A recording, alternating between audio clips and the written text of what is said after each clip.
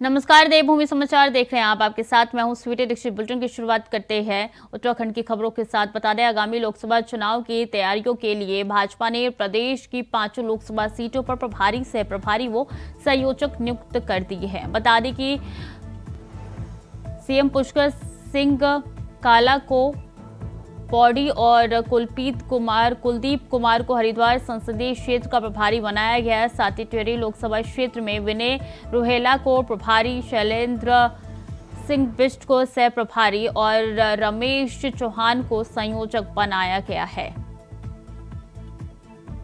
तो 5 लोकसभा सीटों पर प्रभारी नियुक्त हो चुके हैं। तैयारियों में जुटी हुई बीजेपी नजर आ रही है। लोकसभा चुनाव अब से कुछ ही महीनों बाद है और ऐसे में तैयारी करते हुए बीजेपी प्रदेश में दिखाई दे रही है। प्रभारी, सह प्रभारी और संयोजक नियुक्त हो चुके हैं। ऐसे में 5 लोकसभा सीटों पर ये निर्णय लिया गया है और तमाम संयोजकों को, सह प्रभारियों को नियुक्त कर दिया गया है कि किस तरीके से आगे परफॉर्मेंस दिया जाए। और चूंकि लोकसभा चुनाव से जुड़ा हुआ ये पूरा मामला है और इसीलिए कोई भी कोताही नहीं बरती जाएगी। भारतीय जनता पार्टी चूंकि प्रत्येक कार्यकर्ता के काम को सुनिश्चित करती आई है, उसी कार्य पद्धति का ये हिस्सा है कि लोकसभा चुनाव आने वाले हैं और इस लोकसभा चुनाव के में ऐतिहासिक विजय के लिए जो विभिन्न प्रकार के कामों का कार्यों का विभाजन किया जाना है, उसी के निमित्त आदरणीय अध्यक्ष जी ने लोकसभा प्रभारी और सह प्रभारी की घोषणा करी है और लोकसभा संयोजकों। तो मुझे हरिद्वार में सह प्रभारी के नाते दायित्व आदरणीय अध्यक्ष जी द्वारा दिया गया है। निश्चित तौर से हम लोग सब कार्यकर्ताओं के साथ मिलकर विभिन्न कार्यक्रमों के माध्यम से और लोकसभा चुनाव की तैयारियों को उद्देश्य को जो जीत आनी चाहिए बड़े स्तर के साथ, उसकी दौर हम लोग लगेंगे, बढ़ेंगे।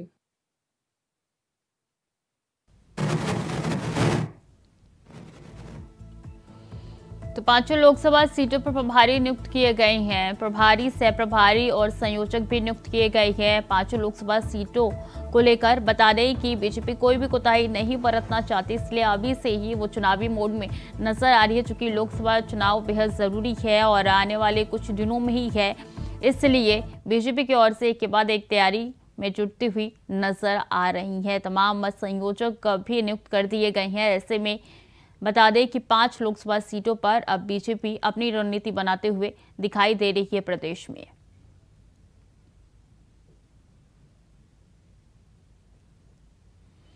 तो बीजेपी ने क्षेत्रों में नियुक्त किए हैं प्रभारी। अब एक एंकर हमारे साथ देहरादून से जुड़ चुके हैं। अब ये देखिए, अब से ही तैयारियों में जुटते हुए नजर आ रही है बीजेपी। संयोजक, सह प्रभारी नियुक्त कर दिए गए हैं 5 लोकसभा सीटों पर, और क्या कुछ जानकारी? बिल्कुल, ये कह सकते हैं कि बीजेपी की तरफ से भी अपने जो प्रभारी हैं और संयोजक हैं उनकी नियुक्ति यहाँ पर कर दी गई है। सह प्रभारियों की भी नियुक्ति यहाँ पर बीजेपी की तरफ से की जा चुकी है। दूसरी तरफ कांग्रेस पार्टी भी अपने कोऑर्डिनेटर पूरे 5 लोकसभा सीटों पर अपने तय यहाँ पर कर चुकी है। और यह समझा जा सकता है कि अब 2024 के लिए जो चुनाव की जो तैयारी है, उन चुनाव की तैयारियों में बीजेपी हो या कांग्रेस, दोनों ही पीछे नहीं है, बल्कि एक एक कदम आगे बढ़ते हुए अपने कार्यकर्ताओं को नए दिशा निर्देश देने के साथ साथ जनता से जुड़ने का कार्यक्रम यहाँ पर बना रही है, ताकि पार्टी की रीति नीति जनता के बीच पहुंच सके। और जो पार्टी इस समय लक्ष्य लेकर चल रही है 2024 के लिए, राज्य की 5 लोकसभा सीटें जीतने के लिए, उस पर वो अपनी रणनीति के तहत काम कर सके। ये कहा जा सकता है कि पार्टी ने अपने सभी अनुभवी नेताओं को ये जिम्मेदारी यहाँ पर दी है।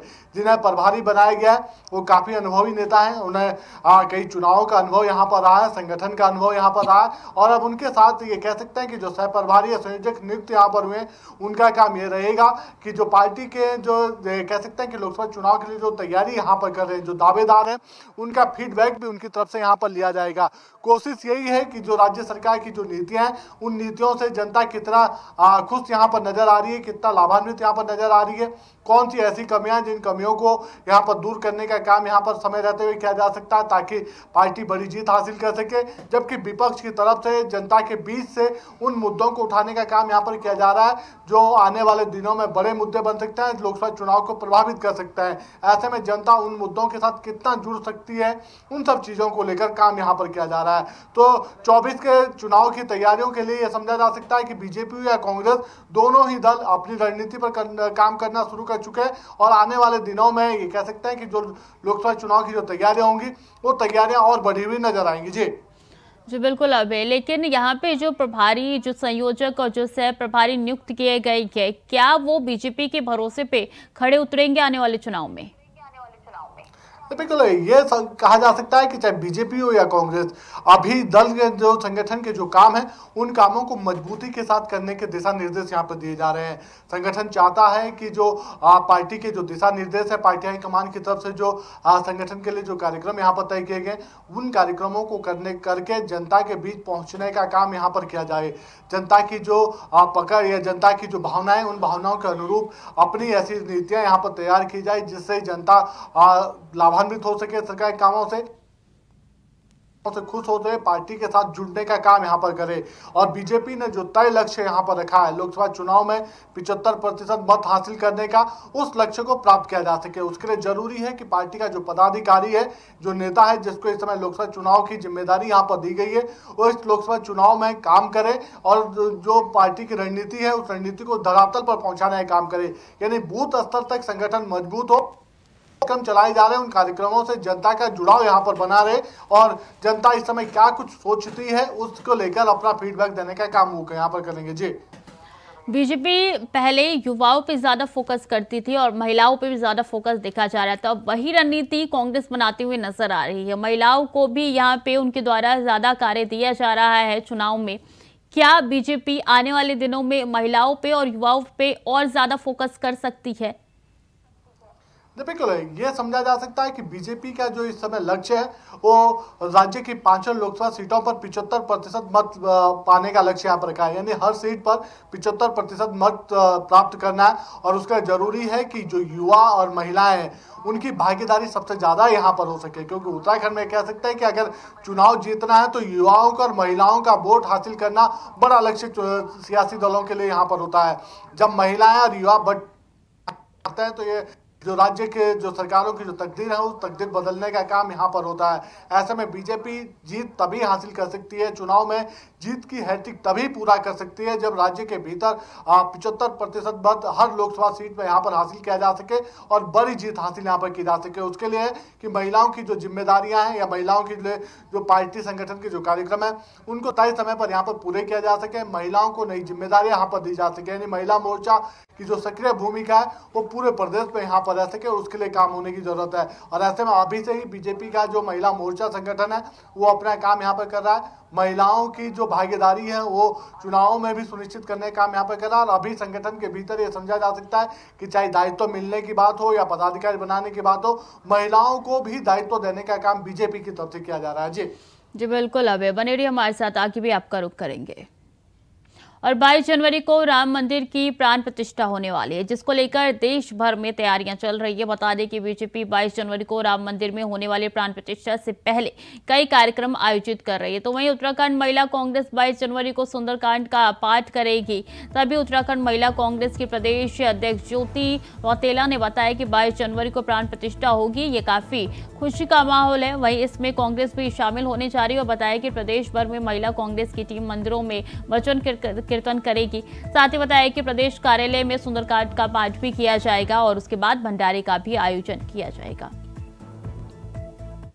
देखिए, कांग्रेस 22 तारीख को महिला कांग्रेस पूरे प्रदेश में हम लोग भंडारे कर रहे हैं, हम सुंदरकांड का आयोजन कर रहे हैं, कीर्तन के कार्यक्रम हम लोगों ने रखे हुए हैं और ये पूरे प्रदेश में जहाँ जहाँ महिला कांग्रेस के पदाधिकारी हैं हमने पूरे प्रदेश में ये कार्यक्रम रखे हुए हैं, क्योंकि उस दिन भगवान राम जी की प्राण प्रतिष्ठा है, उसके उपलक्ष्य में हमने ये कार्यक्रम पूरे प्रदेश में किया। और 22 जनवरी का इंतजार लोग बेसब्री से कर रहे हैं, जब रामलला अपने मंदिर में विराजमान होंगे, जिसको लेकर सभी राज्यों में उत्साह चल रहा है। वहीं मुख्यमंत्री के निर्देश पर उत्तराखंड को भी सजाया गया है, जिसमें देहरादून के घंटाघर में एलईडी स्क्रीन लगाई गई है और राम भजन चलाए जा रहे हैं। इन राम भजनों का आनंद देहरादून के लोग नाचते झूमते हुए कर रहे हैं। वही एलईडी स्क्रीन में राम भजन सुनते हुए स्थानीय लोगों से खास बातचीत की हमारे संवाददाता तुषार गुप्ता ने। सुनिए। में जो उत्साह है, 22 जनवरी को राम जन्मभूमि की प्राण प्रतिष्ठा होने वाली है और ऐसे में जो उत्साह है वो सड़कों पे नज़र आ रहा है। बड़ी बड़ी स्क्रीनें देहरादून में लगाई गई है, आप मेरे पीछे देख सकते हैं जो स्क्रीन है वहाँ पर लगाई गई है और इसमें जो भजन है वो चल रहे हैं। तो कहीं ना कहीं जो लोग हैं वो उत्साहित नज़र आ रहे हैं और उत्साहित क्यों ना हो, श्री राम चंद्र 500 सालों बाद अपने मंदिर में विराजमान होने जा रहे हैं और इसी की खुशी सभी सनातन धर्मी और देशवासी मना रहे हैं। यहाँ पर कुछ लोग मौजूद हैं जो स्क्रीन का आनंद ले रहे हैं। मैडम, बात की जाए 22 जनवरी को राम मंदिर बनने जा रहा है, जो प्राण प्रतिष्ठा होने वाली, कितनी खुशी की बात है? मैं सबसे पहले बहुत ज़्यादा खुशी की बात है क्योंकि इतने सालों से जिस चीज़ का हमें इंतजार था हम सनातनियों को, उस चीज़ की हमें बहुत खुशी है कि हमारा मंदिर बनने जा रहा है। मैडम, कितना आनंद आ रहा है, देख सकते हैं आप स्क्रीन लगी है, बट आनंद आ रहा है, बहुत आनंद है। और कौन कौन से भजन सुन रहे हैं आप यहाँ पे, अगर बात की जाए?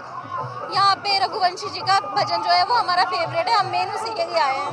तो सरकार का धन्यवाद करेंगे कि किस तरह की जो माहौल बनाया है राजधानी में, तो खुशी का माहौल साफ तौर पर नजर आ रहा है। बहुत बहुत धन्यवाद उनको।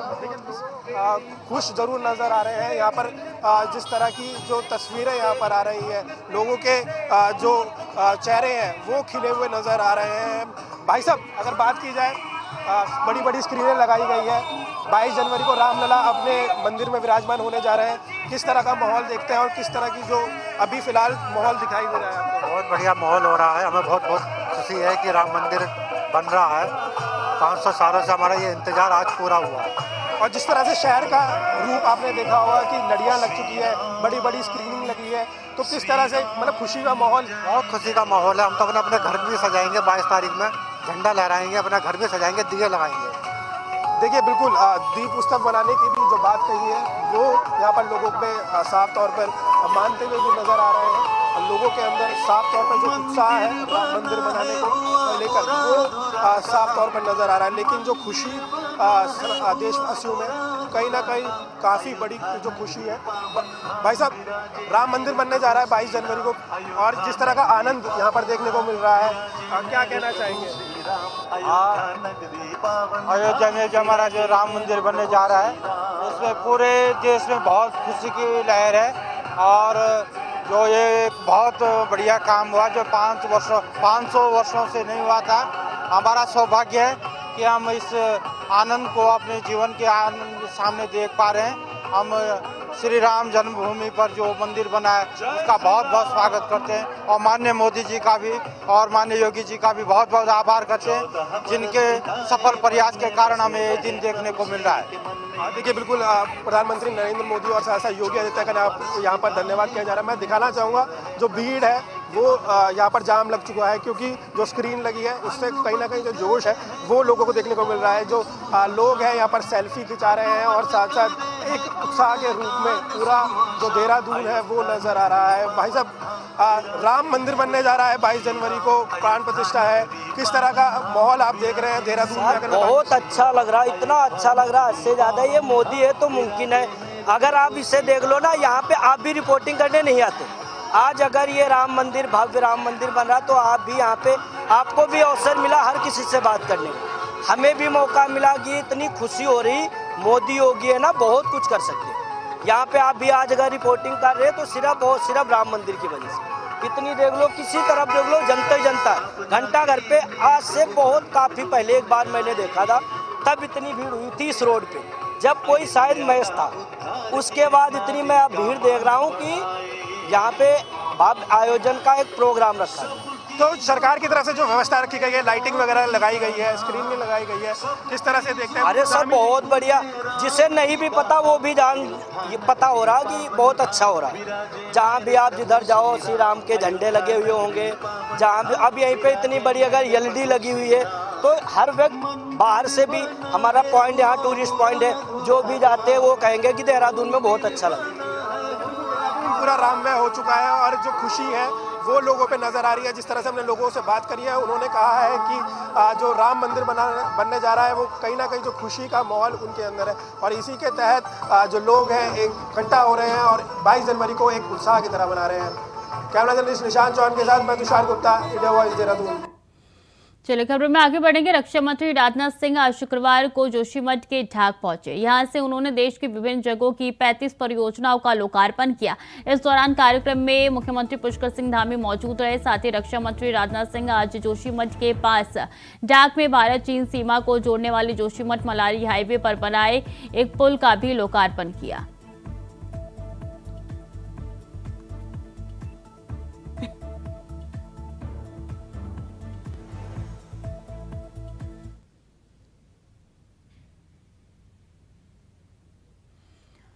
तो जोशीमठ पहुंचे रक्षा मंत्री राजनाथ सिंह और तकरीबन 35 परियोजनाओं का लोकार्पण यहां पे किया गया। उनके द्वारा बता दें कि भारत चीन बॉर्डर पर बने मलारी पुल का भी उद्घाटन उनके द्वारा किया गया। इस दौरान सूबे के मुख्यमंत्री भी मौजूद रहे। अभी लगातार हमारे साथ बने हुए हैं। अभी देखिए, बड़ी सौगात यहाँ पे ना सिर्फ उत्तराखंड के लोगों को दी गई है, बल्कि 35 के करीब ऐसी परियोजना है जिसका लोकार्पण और किया गया है। यानी कि अब लगातार विकास की राह पर देश है। बिल्कुल, इसे इस रूप में समय कहा जा सकता है कि उत्तराखंड में जो सौगातों के जो मिलने का सिलसिला है, जो केंद्र की तरफ से लगातार मिल रहा है, वो यहाँ पर मिलता हुआ नजर आ रहा है। डबल इंजन की जो सरकार है उसका फायदा यहाँ पर मिल रहा है। आज केंद्रीय रक्षा मंत्री जो राजनाथ सिंह है वो उत्तराखंड के दौरे पर है। जोशीमठ में उनका कार्यक्रम है जहां पर उनकी तरफ से 32 बुनियादी ढांचे जो परियोजनाएं हैं उनका वहां पर लोकार्पण वहां पर किया जा रहा है। ये वो परियोजनाएं हैं जो बीआरओ की तरफ से देश के जो सीमावर्ती जो क्षेत्र है वहां पर उनके जो पुलों का जो निर्माण हो रहा है, उन पुलों को बनाने का काम वहां पर किया जा रहा है। जो पुल बनकर तैयार हो चुके हैं उनका लोकार्पण आज हो रहा है। ऐसे 28 पुलों का लोकार्पण आज केंद्रीय रक्षा मंत्री राजनाथ सिंह की तरफ से यहाँ पर किया गया, जिसमें प्रमुख पुल आप कह सकते हैं कि जो जोशीमठ के मलारी पर स्थित है डाक ब्रिज, उसका यहाँ पर शुभारंभ यहाँ पर किया गया है। और खुद केंद्रीय रक्षा मंत्री राजनाथ सिंह ने कहा है कि लगातार जो सीमावर्ती जो क्षेत्र है उन क्षेत्रों में विकास के लिए जो बुनियादी जो चीजें हैं उनको यहाँ पर पूरा करने का काम राज्य सरकार की तरफ से किया जा रहा है। केंद्र सरकार का पूरा सहयोग उस पर यहाँ पर दिया जा रहा है और कोशिश यही है कि राज्य के जो सीमावर्ती जो क्षेत्र है या देश के जो सीमावर्ती जो राज्य हैं उन क्षेत्रों में विकास का जो काम है वो विकास के काम तेज गति से वहाँ पर किए जा सके और उसका लाभ राज्य की जनता को और देश को यहाँ पर मिलना शुरू हो सके। ऐसे में एक समझ सकते हैं कि आज जो 35 बहुमंजिल जो परियोजनाएं हैं उनका शुभारंभ यहाँ पर केंद्रीय रक्षा मंत्री राजनाथ सिंह की तरफ से यहाँ पर किया गया है, जिसमें 28 ऐसे ओवर ब्रिज यहाँ पर हैं जो बीआरओ की तरफ से बनाए गए और 7 ऐसी परियोजनाएं हैं जो दूसरे विकास कामों के लिए या सड़क से जुड़ी जो परियोजनाएं हैं वो यहाँ पर उनका लोकार्पण यहाँ पर किया गया। तो ये बड़ी सौगात इसलिए भी समझी जा सकती है कि उत्तराखंड जैसे छोटे से राज्य में सीमावर्ती क्षेत्रों को विकसित करने का काम निरंतर जारी है और डबल इंजन की जो सरकार है उसका काम और उसका असर यहाँ पर देखने को मिल रहा है। जी, तो क्षेत्र के लोगों को किस तरीके से इसका लाभ मिलने जा रहा है? ये समझा जा सकता है कि इस पुल के बनने से सीधे तौर पर जो सीमावर्ती का जो क्षेत्र है उस पर आवागमन की जो सुविधाएं और बेहतर यहाँ पर हो पाएंगी। कोशिश यही है राज्य सरकार की भी है, केंद्र सरकार की भी, कि ऐसे क्षेत्रों में जहाँ पर जो सीमा से जुड़े हुए या सीमा से लगे जो क्षेत्र है वहाँ पर बुनियादी जो विकास की जो सुविधाएं उनको और मजबूत वहाँ पर किया जा सके, चाहे आवागमन के माध्यम से हो या दूसरे जो साधन वहाँ पर उपलब्ध होने चाहिए उनको और दुरुस्त करने का काम वहाँ पर किया जा रहा है। ऐसे में डाक ब्रिज ये कह सकते हैं कि उनका एकमात्र यहाँ पर एक शुभारंभ से शुरुआत के यहाँ पर कही जा सकती है। आने वाले दिनों में ऐसे ही सीमांत क्षेत्रों में जो दूसरी जो बुनियादी जो सुविधाएं उन सुविधाओं को भी और विकसित करने का काम यहाँ पर किया जाएगा। तो क्षेत्र के लोगों को इस पुल के बनने से सीधे तौर पर आवागमन के जो सुविधा होगी और यहाँ पर तेज होगी और वो लोग बेरोक टोक या बिना किसी परेशानी के अब दूरस्थ क्षेत्रों में जाने का काम वहाँ पर कर सकते हैं। जी, तो कितना वक्त और लग सकता है इसके पूरी तरीके से निर्माण होने में? अभी टिपिकल है, ये कह सकते हैं कि डाक ब्रिज का तो पूरी तरीके से आज यहाँ पर लोकार्पण कर दिया गया है, यानी उसका शुभारंभ आज यहाँ पर हो चुका है। लेकिन इसके अलावा जो दूसरे जो पुल है यानी 28 ऐसे जो पुल हैं जो बीआरओ की तरफ से तैयार किए जा रहे हैं उनमें से लगभग सभी 90% काम पूरा वहाँ पर हो चुका है। आगामी 2 से 3 महीने के भीतर जो ये कह सकता है कि जो सौगातें और होंगे ऐसे ब्रिजों की वो यहाँ पर आम जनता के लिए समर्पित यहाँ पर कर दी जाएंगी। उन पुलों से जो आवागमन के जो साधन होंगे और तेज यहाँ पर हो पाएंगे। लोग एक जगह से दूसरी जगह आसानी से वहां पर पहुंच पाएंगे। और खास तौर पर जो सीमावर्ती क्षेत्रों में जो अक्सर जो सड़कों की जो ये कह सकते हैं कि खस्ता हालत होती है, जिसके चलते आम जनता परेशान होती है, वो और वहां पर उसके लिए उसको और सुदृढ़ करने का काम वहां पर किया जाएगा। बेहतर काम उस दिशा में होगा और उसके लिए भी आज सभी अधिकारियों को या बीआरओ को दिशा निर्देशित यहाँ पर किया जा चुका है। जी ठीक है, बहुत बहुत शुक्रिया आपका तमाम जानकारियों के लिए। चलिए खबरों में आगे बढ़ेंगे। खबर चंपावत से है, जहां एनएच में क्रिकेट खेल रहे युवाओं को देख एसपी अजय गणपति ने युवाओं को जागरूक किया। बता दें कि नशीले पदार्थों का सेवन न करने और नशे से होने वाली हानियों के बारे में बताकर जागरूक किया गया। साथ ही एसपी ने युवाओं को नशे से दूर रहने और खेलकूद में रुचि रखने और प्रतिभाग करने हेतु प्रेरित किया। वहीं नशा करने वाले लोगों के बारे में पुलिस को टोल फ्री नंबर 112 और पुलिस कंट्रोल रूम चंपावत के नंबर पर सूचित करने के लिए कहा गया।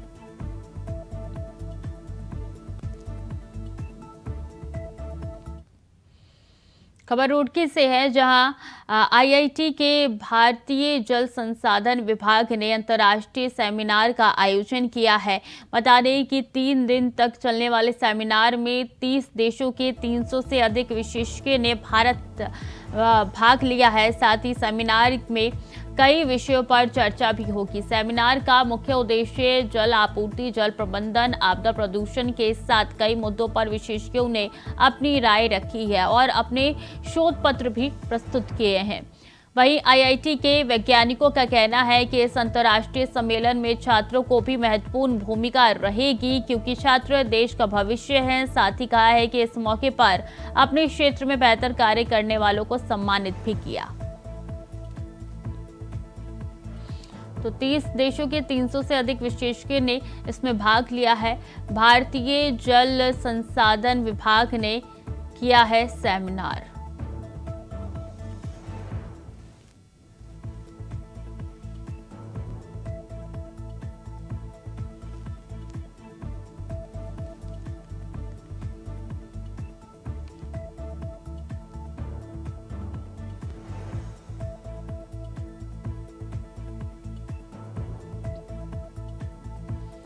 तो 30 देशों के 300 से अधिक लोगों ने हिस्सा लिया इसमें। भारतीय जल संसाधन विभाग ने किया है सेमिनार। 30 देशों के 300 से ज्यादा विशेषज्ञों ने हिस्सा लिया है। सेमिनार में कई विषयों पर चर्चा हुई है। तो रुड़की से ये जानकारी आप तक पहुंचा रहे हैं, जहां सेमिनार में कई विषयों पर चर्चा हुई, कई लोगों ने भाग लिया और प्रस्तुत भी किए गए। तो फिलहाल के लिए देवभूमि समाचार में इतना ही। खबरें लगातार जारी है, देखते रहिए इंडिया वॉइस।